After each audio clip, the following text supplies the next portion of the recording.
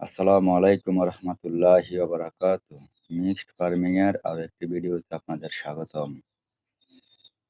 আজকের ভিডিও দেখবেন কলা গাছ রোপণ পদ্ধতি। এই যে আমি কলা গাছ রোপণ করতেছি, আজকেও 5টি কলা গাছ রোপণ করলাম। তো আপনারা আপনাদের বাড়ির আঙ্গিনায় পতিত ভূমিতে কলা গাছ রোপণ করতে পারেন। একমাত্র সহজেই কলা গাছ রোপণ করে সহজেই ফল পেতে পারেন। এগুলির বেশি পরিচর্যার প্রয়োজন নেই। এখানে অবশ্য আরো গাছ আছে,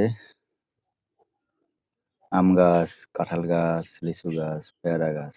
এর পাশাপাশি আমি আরো 5টি কলা গাছ রোপণ করে দিলাম। দেখি কেমন ফলাফল আসে। তো লাইক, কমেন্ট, শেয়ার করে মিক্সড ফার্মিং এর সাথেই থাকুন।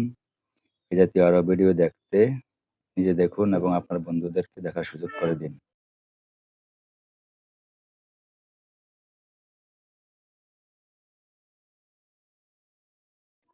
কলা গাছ রোপণ শেষ পর্যায়ে।